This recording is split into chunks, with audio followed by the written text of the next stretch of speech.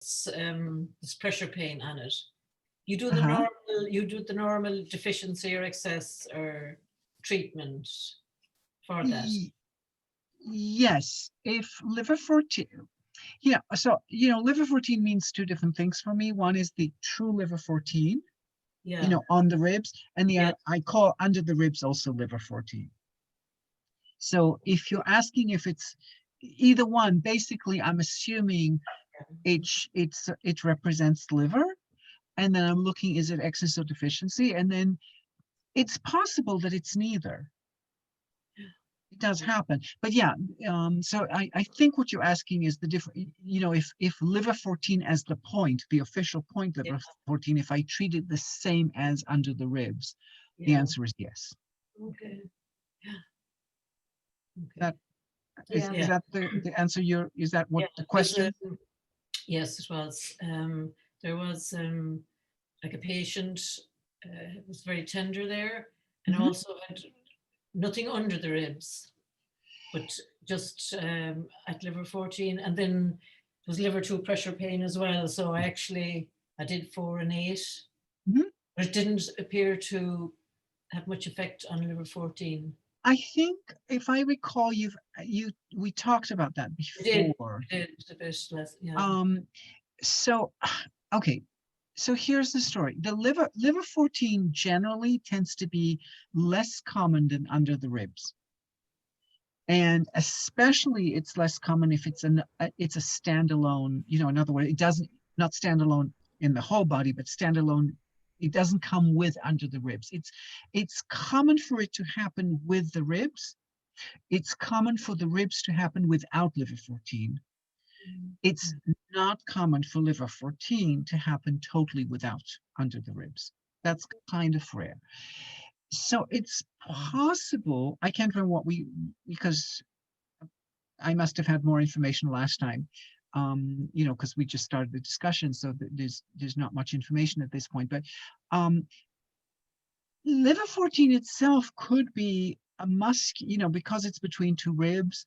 It could be that you're hitting an intercostal muscle that's Mm. in spasm or contracted or something. So it's hard. So yes, on the one hand, they have liver 2 pain, but liver 4, liver 8 doesn't help. So then, the liver 2 pressure pain may be liver meridian, nothing to do with the liver 14, Yeah. or relatively little to do with liver 14. Um, the liver 14 may still represent liver. It may not represent liver at all. This is the problem. You have a reflex map of the abdomen, and you go, this area is supposed to say this, but sometimes that area doesn't represent that. And the other thing is, it's also possible that liver 4, liver 8 is actually the correct treatment for this, but something else is missing. In other words, yes, there's a liver problem, but there's also something else, like, for example, low blood pressure. If you're not, quote unquote, jacking up the blood pressure, if you're not addressing the blood pressure first, for some people, not for everyone, so some people, no matter what else you do, nothing is moving because it's low blood pressure. So the liver 4, liver 8 isn't really reaching its destination because everything else is too sluggish. So sometimes there is another condition underneath. Low blood pressure is one of the common ones, but it can be literally anything. If you haven't released another pattern, Yeah, I think even that, though you have the correct treatment for the particular reflex, yeah, it's not going to show until you do this other underlying thing, which maybe you don't know what it is. It doesn't mean you know what it is. It's just so you can't say just because liver 4, liver 8 didn't work, and you have liver 14, you have too many options to consider. One is liver 14 really isn't representing liver at this point. Okay. I wouldn't immediately go there. I would just keep it in mind like everything else. The other option, liver 4, liver 8, in spite of liver 2 pressure pain. Oh, I remember the question was, do we always do metal water, and there are other ways to resolve a fire point? And the answer is yes. There are other ways to resolve fire points. It's just metal water is the dogma. That's the first thing you try. And if it doesn't work, there's no clear dogma for what you do. You can't say that other points will not resolve the liver to pressure pain. That it can happen that other points will resolve it. But back to that differentiation of, so it's possible liver 14 was not liver. It's possible liver 14 is representing liver, but liver 4, liver 8 is not the right solution. And then it's also possible that liver 14 is liver and liver 4 and 8 is the right solution, but it can't penetrate. It can't be expressed, manifest itself until something else needs to come out. So, you know, that's, sorry? There's another pattern probably that's... Yeah, and that's why I always tell people, don't look at one reflex and try and resolve it. Look at the whole pattern of the abdomen and neck and create an idea of what your strategy is and check the strategy, not individual reflexes. You know, because, for example, let's say they have liver 14, they have lots of other findings, and they have, you know, let's say they came for shoulder pain. And let's say they came for shoulder pain on the right side. So it's like supposedly more liver oriented. You do your liver 4 and liver 8, and let's say it resolves liver 14. The rest of abdomen is not touched, and worse, the shoulder isn't touched. Okay, so officially liver 4 and liver 8 are a good combination. It resolved liver 14. Wow, fabulous. Now, I'm not saying don't do it, but I'm just saying, because it might be important, it might be that the liver is still grabbing is part of the contributing factors. So it's not like you saying, oh, useless. I'm not saying useless. I'm just saying not important. It's not the number one for this patient. One day it might be number one for this patient, which is, and in some ways it might be that all you're doing with a liver 4, liver 8 in a patient like that is helping the liver rejuvenate so that in the future it doesn't become number one problem. So always look for the root cause, if at all possible, based on the fuller abdomen and the fuller medical history. It's the most important thing you can do. Otherwise, I'm always chasing like this reflex, this reflex, this reflex, and it's really no different than saying, oh, your sinuses, blah, blah, take Flonase. Okay, you know, even though it doesn't look to me like I'm treating the symptom because I'm treating the abdomen, you know, it's like, it makes it sound so nice, but it really isn't holistic at all, in a sense, you know, and to look at the whole pattern is, I don't know if it's much harder. It's a different thing to do, because you need to calculate all this stuff. Oh, they have liver 14, liver 4, liver 8 is a possibility, and here's the 3 other possibilities.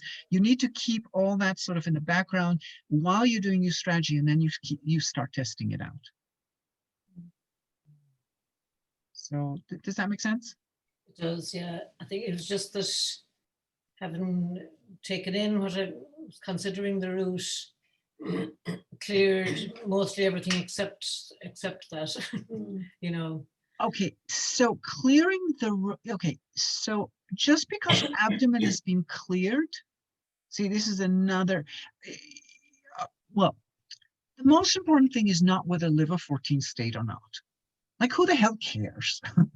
You know, it's like the patient isn't going around going, I have liver 14, you know, they're going to a party and going, I'll have another whiskey because my liver 14 is painful. You know, that's not their complaint. Their complaint is whatever they come for. So now the most important thing is, did I clear the complaint for the patient? And within that, and this is a little tricky, because on the one hand, I need to clear the complaint, because if I don't clear the complaint, the patient has no reason to come.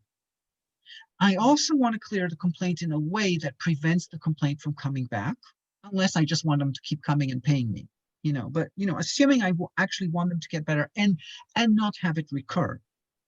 then I need to, that's actually one of the reasons why we're treating all the underlying patterns. So it's not so important. I mean, yes, it's nice when the abdomen changes. I mean, especially if it needs to change on the table as a way of confirming the results. But some patients, their abdominal findings disappear after the first treatment and they never really show again. It does happen. Some patients, the abdominal findings keep showing time after time after time, and then they come back 10 years later and they still have the same damn thing, but their symptoms get better. So yeah, they have an underlying weakness that, I'm not God and I can't wave a magic wand and make all pre-existing conditions disappear. So you just evaluate, and then the only reason you're addressing liver 14 is in case it is part of the picture. And it's likely to be part of the picture because it shows, so you do the best you can. And then sometimes you have to say, you're going, the fact that you cleared the abdomen, the rest of the abdomen, does not necessarily mean you touch the root cause. Does that make sense? I know it's kind of sounds a little bit contradictory because we're being trained constantly to believe if I clear the abdomen, I clear the problem. That is not true. I'm using the abdomen as a statistical, let's say, as a probability that if I clear the abdomen, there's a good chance that the root causes are being addressed. As you know, all you have to do is bring the knees up to the chest, stretch the fascia of the abdomen, and pretty much everything is gone. Liver 14 will not be one of the things that will be gone with that usually, but most of the abdomen below the ribs, because the fascia got stretched. So now suddenly you don't have abdominal findings. Clearing abdominal findings is not the target. It's the target as a tool to get to the real target. It's a way of evaluating. So if you have, so lucky for you, or as frustrating as it is, you have liver 14 that says, something isn't happening, unless the person is saying, wow, my shoulder is great. That's fine. And then if they come back next week and they say my shoulder stayed great without you addressing liver 14, then you're fine. Because within a week, that liver 14 would have grabbed the shoulder if it was going to. Okay, so then you're addressing liver 14 really for the sake of it, but it's not for the sake of the patient truly. But as long as the symptom isn't clearly gone, whether it's something you can evaluate on the table, or the reason we're doing the abdomen is especially for things you can't evaluate on the table. I have menstrual cramps, I have blah, blah, I have, insomnia, for example. I mean, everybody's sleeping on the table, or just about everyone. Where's your insomnia? So it's like you're using the abdomen to evaluate if you're really touching the problem, especially problems you can't actually evaluate on the table. So using the reflexes as a way to do that. So as long as you have a reflex left, the suggestion is that there is a possibility of a vulnerability that will not let the symptoms get better, the problem get better. But it's a suggestion, it's not a must. You want to maximize your treatment capacity. You do what you can to address all the reflexes.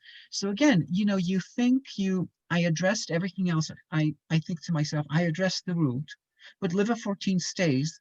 Liver 14 is not getting better with my official dogmas. That to me is a call that says what I thought was root may not be.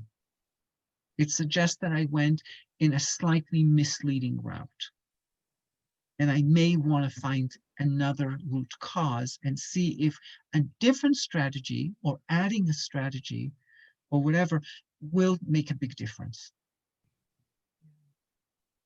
So it's always tricky because there's no assurance, even once all the abdominal findings are cleared, there is no certainty until the patient comes back the next week. but you have higher certainty when you cleared all the abdominal things. And that's why you're always going back and forth to invent new causes, what else might be going on, and trying to value which one is the most at the root for this person. And you can't always be sure. And you have to accept that you can't, that there's a certain percentage of the time I'm going to be right off the bat, and a certain percentage of the time I'm not, and a certain percentage that I'm going to chase after this for a while and may never find it. I mean, it's frustrating, but it's, the nature, it's just the nature of medicine. No one has 100% success rate. Just, it doesn't happen. And if they tell you that they do, they're lying. So, I don't know if that was helpful. Yeah, it was helpful, yeah. Yeah. Yeah. Look at a few other, try Yeah. some other. Yeah, to try some alternative. And just rethink, just see when they come, see if you can rethink the case. I mean, just look back at the medical history, look at the findings. These are the two main things that I use. Okay. And correlate them and see if you can come up with different permutations of what it could be, because something that you thought, no, it definitely isn't this, may end up being that. You just don't know. Yeah. Yeah. Yes. It's helpful anyway, Heather. Thank you. All right. So what else do we have from 2 hours away? So do you remember, Avi, I was talking to you about the person who has the sphincter of Oddi issue.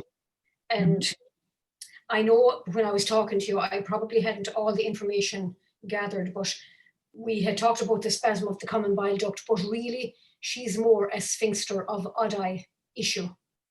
Okay. She's fairly certain that that's where her bigger problem is.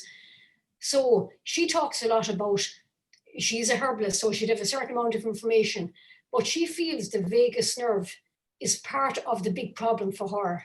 Fair enough. And I've been doing some treatments on her. So she's consistently very, the reflexes on the REN 12, REN 15, REN 17, they've been the most consistent reflexes. 12, 15, and 17, you said. And 17, yeah. Okay. And 9 even. 9, and also 9 with a pulse. Okay. So it would appear that this is a person with, I mean, just from the reflexes, this is one of those fortune-telling kind of diagnoses. Let's just look at the abdomen and not know anything about the person. So if she has the REN line, 17, 15, 12, and 9, she basically, one would suspect, I would agree with her self-diagnosis of the vagus nerve. The reason why is because these are all emotional reflexes. Okay. So you're getting into a person that probably has that's either stressed out, or what sometimes you say to people, oh, you're too sensitive, everything, you take everything too seriously, kind of thing. She may be worries too much, things upset me too very easily. I'm very intense about my caring, things, that kind of stuff. There's a high chance, I can't guarantee it, but there's a high chance of her being that. And the does the OD sphincter itself on the right side, if you press on, right side stomach 22 area. Yeah, no, I checked all that, and she's not sensitive on that one, amazingly enough. Okay. So the diagnosis, I mean, I understand that she's an herbalist, and she's convinced, but what are the symptoms? Remind me again. She would have she gets a lot of pain from the area just below the diaphragm out through her back a lot of the time. Now, which side or in the center? More midline, really. It's never more. Okay. No, she does have the right-sided scapular pain, all right. Okay. Yeah, so, she does have that. Okay, so it is suggestive of a digestive issue. Now, when the pain is radiating from the front and from the center, at what level is that? What level is that pain at? From the navel upwards, I'm assuming somewhere. From the navel upwards, yeah. But yeah. is there a more specific site? No, probably around T7 to T8 or 9. Okay, so she I think when that's it. so it sounds like she's feeling it actually more in the back. She feels it radiates from the front and goes to the back. She does, and it's worse when she's actually worse at rest. When she can be good by day, and then the minute she lies down, because she actually has improved a little bit with the work we've done, but the minute she goes back into bed at night, it seems to be one of the bigger triggers. Okay, so 2 questions. I just want to make sure, because you used the word at rest, which but it's what you're saying suggests more lying down. Definitely worse lying down, definitely worse in bed. So it's not just lack of movement, it's literally lying down. Okay. Like she almost feels she would need to have a medical bed where she could sleep sitting up. Got you. All right. Well, so the one thing I would check immediately, just to eliminate any structural involvement, check L5. Okay. Okay, because if she has something, so for what happens is when people lie down, often L5 gets compressed because the legs are straight and they're, and it all depends on the structure of the person, granted also. And now the problem is I just made an assumption that she's lying face up, which that may not be the case at all. So I don't know. But what happens? Avi, just as you said that about the back problem, she's had fusion between L5 and S1. Oh, okay. So there's so here's, so you have a number of connections here, okay? The L5S1 fusion is something that could affect the rest of the back, because you basically, when people lie down face up with the legs totally straight, they're not creating a lordotic curve, but they're creating a sharp angle at L5 often. Okay, and now because of her fusion, she may not even be able to do it, so it may compensate elsewhere. But so that might be a contributing factor. I'm not saying it's the cause, I don't know. But the other thing is the fusion of L5S1. Remember that the sacrum itself, anything below L5, you're getting a whole, there's a parasympathetic trunk. Okay, or whatever it's called in nerves. It's not called a trunk, it's called something else, but whatever. Yeah. There's a plexus, I think it's called. Yeah. So it could, when she had that surgery, that may have affected that parasympathetic plexus, which granted is responsible more for things like the bladder and stuff like that. It's not responsible for the digestive system at the top, although it does have an effect on the intestines, I believe. So, but I think, so here's what you do. If, she believes it is vagus nerve, I think she may well be correct, or at least it can be part of the picture. Okay, so definitely check the SCM, release the SCM, and see how much it affects the Ren line. And here, so again, going back to the same story before, just because you found something that releases it doesn't mean you have to use it immediately. Just keep it in mind, kind of thing. Then look at a spleen pericardium combination. Spleen 3 plus pericardium is the most likely, because there's a possibility that there is emotional issues going on. That hyperactivity of the mind. Yeah, for sure, there would be. So, so look at that, because the Sanjiao 8 or Sanjiao 5 would, when you release the SCM, there's a good chance that at least the upper part of the Ren 17 and 15 are quite likely to be released anyway, from just releasing the SCM. That's why I'm saying don't go ahead and needle immediately. Plus, if you needle Sanjiao, you can't needle pericardium now, because you have the arm in the wrong position to needle the pericardium. So just check all your points first. Make yourself a strategy. The other, I was just thinking, because it is digestive, And use, and also, by the way, use small intestine 11 on the right as a reflex Okay. while you're doing the front. You can just sneak your hand under the scapula and press. So it may not be as accurate, but you can still test points. Stomach 41 or stomach chi points might still be useful. Yeah, actually, I did do the stomach chi bumps. Yeah, yeah. She found that helped. Oh, great. Okay, so you know, and then because she has Ren 12, and because, you know, okay, so you have the stomach chi bumps, and it's not the equivalent. I don't want to say that, but you know, if you're looking Yang Ming, I mean, do the immune point. The immune point's supposed to be good for Ren 12. Okay. So even though I don't, you know, I don't always say immune point and stomach chi are necessarily great friends. In this case, it might be. It's also, and also immune point may strengthen the ability of Sanjiao 8 Okay. to release the vagus nerve. And then you also, you know, you can always say, oh, you know, I mean, you know, here, you know, it's one of those things you go, she has all these findings on the Ren. How can I address the Ren? So maybe if in her case, and I'm going to say lung 8, even though officially it's lung 7, because I don't really use lung 7 out of the line, you know, like I use in line with the meridian. So lung 8 with, say, kidney 6, opposite side or something. See if that's a combination that goes, that where she goes, oh wow, so much better, or something. Okay. You know, and of course check it against small intestine 11 on the right side also.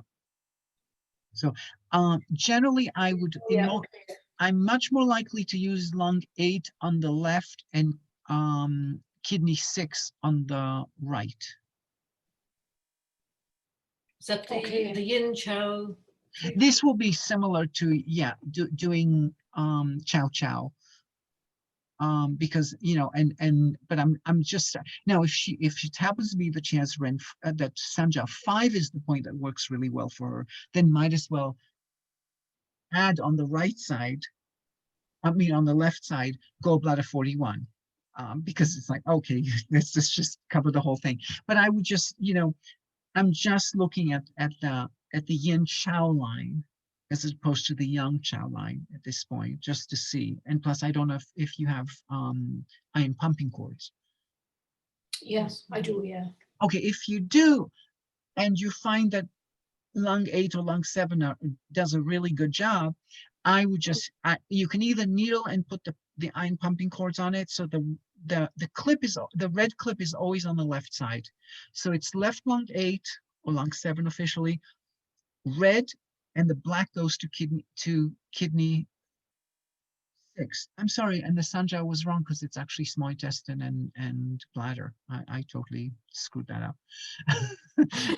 So, and then it's bladder 62 will be on the left side, which will get the red clip, with small intestine 3 on the right side, which gets the black clip. Okay. But the main line is the lung 8 to lung 8-7 to kidney 6. Right. Okay. Crossing. Okay. The other line is a supporting line that completes the circle, and it's nice to have. You can also, if you happen to have a pachi, what you can do is just tape the clips on, and spark them. Okay. After everything is taped, you know, and what that, you know, and often they say you're sparking, and you're only sparking the reds. Don't spark the blacks. So when you're sparking lung 8 on the left side, they may feel it on kidney 6 on the right side. I don't know if that makes sense, but you know, because it goes to the cord. Yeah. Okay. Yeah. It's So not this way you don't have to use needles, and it's, if you have a pachi and you're sparking, you're just using less needles. And sometimes when I find that people are susceptible to those treatments, I do the iron pumping cord with just tapes, and then I do what other needles I want to do, because it minimizes the number of needles that I need. So it allows me to sort of cheat a little bit. Okay. Yeah, that's a thought. For sure. Yeah. Yeah. I wouldn't have thought about that with her. Would you do the other points, Abby, while they I'm pumping Oh, yeah, cords? yeah. Once you're done with, so I generally speaking, if I'm going to use iron pumping cords, I'll use them first. Okay. Then I add, in terms of the actual needling, I use them, put the cords on, whether with needles or without needles. Generally for me, it's without needles. And then I do the rest. Okay, yeah. But the point is, I'm always trying to check everything in advance. Mm. So I kind of like, by the time I start needling, I'm usually pretty sure as to what points I will use. So what happens is I check abdomen, I check my different points, my different strategy. I'm saying to myself, okay, I'm going to do this and this and this. And then I'm checking everything again as I'm doing it. So I'm actually checking twice. Then at the end of the strategy, when I finish the strategy, say I said, I want to do Ren and I want to do spleen pericardium and I want to release the SCM with Sanjo 8 and that was my strategy. And then I check everything again and now I'm going, there's a little left or there's a new thing that suddenly pops up or whatever. And now I'm going, okay, what's my coda here? What's my extra? So I implemented my strategy, and if the abdominal, even though originally when I checked, the abdominal findings were supposedly all got better, now that I kneeled, whatever is left, now I can do some, what I call fluff. I can do extras. Yeah. But the Okay. strategy, the formation of the strategy, whether it's correct or incorrect, is a different story. The formation of the strategy happens before I needle. I'm not starting to needle and formulating the strategy as I go. Because then I'm like, I'm kind of screwed at that point, because something looks good and then it doesn't look good, and then you start taking needles out because it wasn't it. It's better to check the full strategy out first. If it's proven itself by pressure pain, you start implementing it with needles or moxa or what iron pumping cords, whatever the tool is, and then when you check the reflexes again and every, whatever is left, you say, okay, I need extra. And sometimes you implement a strategy and nothing, you thought it moved and nothing moved at the end. That's pretty rare, but it can happen. And that's extremely frustrating. But it's a different world at that point. Yeah. No, that's helpful. Yeah. I wouldn't have thought of some of those now aspects. So yeah. Okay, thanks, Abby. But I would say that again, because if it is an autonomic nervous system, that's another thing. Sometimes you can start on the back. I don't like starting on the back, but but on the back, I would look at doing do 2, because it sounds like she has an autonomic nervous system issue. You also want to open the do, because she's had a problem on L5S1, and I would do the sacroiliac ligaments. Okay. And to that, I will probably add small intestine 9-10 to open the spine and do 16. So that's my opening of the spine. Then check where small intestine 11 is on the right side, where it's at that point, now that you've opened the spine. If it's, hopefully it got reduced to some extent, and now you can actually needle it, surround it, small intestine 11 on the right side. So you're looking for pressure pain on small intestine 11? Yeah, didn't you say that she had pain on the right scapula? Yeah, she does, yeah. So she basically, I'm calling it small intestine 11 because it matches with her symptom. Okay. Yeah. Okay. So if you start on the back, if you start with a back treatment, you're trying to address the L5S1, and you might not be necessarily addressing small intestine 11 to reduce the pressure pain there. So then see if there's anything else that you need to do to address small intestine 11 before you surround it, ideally. But if you can't, you just surround it. It's okay. Okay. Yeah. Okay, that's good. And do you always surround that, Abby, or do you actually ever needle just a small? Just one needle? Usually no. I usually surround. I mean, the surrounding can be just 2 needles. I mean, but, or it can be 3 or it can be 6. 6 will be a, it will be a very big nodule there, like a ping pong ball that's very stubborn. But if it's sort of mild, sometimes 2 is fine. I mean, the more common is 3 or 4.